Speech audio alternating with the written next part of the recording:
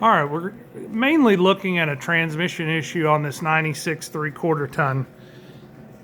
And we went ahead and pulled the pan. A lot of the information kind of outside testing showed us that it needed a transmission in it, but I wanted to be sure. Those large chunks right there, or speckles if you will, show me that we have some hard part issues. But really the biggest thing is I've pulled a lot of transmission pans and I've never seen this much clutch material down in the pan. So anybody that goes into this transmission, it's going to need pretty much a full overhaul. But when I'm dealing with vehicles and making that kind of a investment, I want to look at the whole vehicle versus just putting a little bit in it. And so it does have 4 pretty good tires on it, but you can see the front brakes are almost metal to metal on it. When I picked it up, my lift controls are on this post. This wheel and tire fell in about 2 inches. And so I've got a significant amount of play there in that upper ball joint. So that's really unsafe. When I look at this one, as collapsed as that one is, definitely got some things going on there.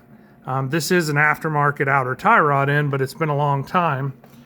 The drip that you see there is the water pump leaking just about as quick as you can pour it in there.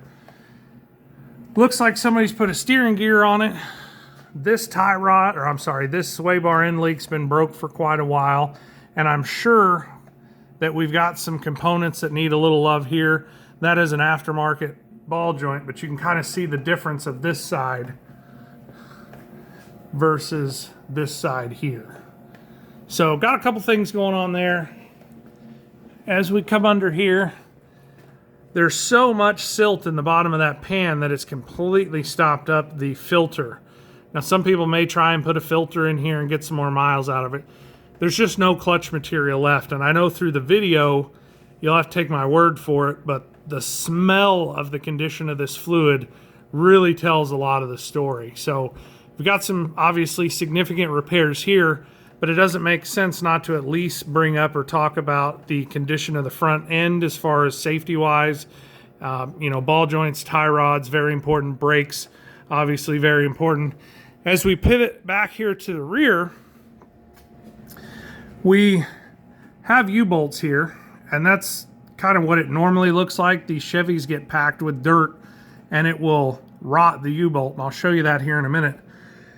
But right in here is actually the little bit of shoe that's left in there, and it's actually come detached from the backing plate of the shoe. So significant brake concerns back here.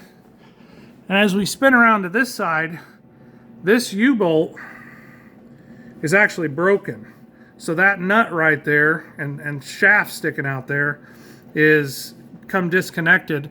And I had a good friend of mine that lost a tractor down 65 in a trailer due to a broken U-bolt on a truck just like this. So, when we're considering whether we put a transmission in it, I wouldn't even consider doing transmission work unless I fix some of the safety items that go along with this, because the last thing that I want is to send a vehicle down or out with a good transmission and have the rear end fall out from under it, have the front end fall out from under it. So this is just more of a total health concern of this vehicle, as well as I'm not sure if it's out of fuel. Kind of sounds like it. But I haven't been able to get it to start. It cranks over but won't start. So I can't let it down right now because we're got transmission fluid dripping. But the inside of the cooling system, I'm sure the reason it took the water pump out is because it's full of mud. And that's just kind of due to age and probably needing to be serviced a little bit more frequently, and then idle hours. So before we consider doing a transmission, I wanted to kind of have a little bit of an open discussion, or a health check, if you will, about the total condition of the truck, and then, try and hopefully make a decision and help anywhere I can. I hope this makes sense to anybody out there watching, but this is us trying to kind of give you a good overview of what the condition of this 96 Chevy is.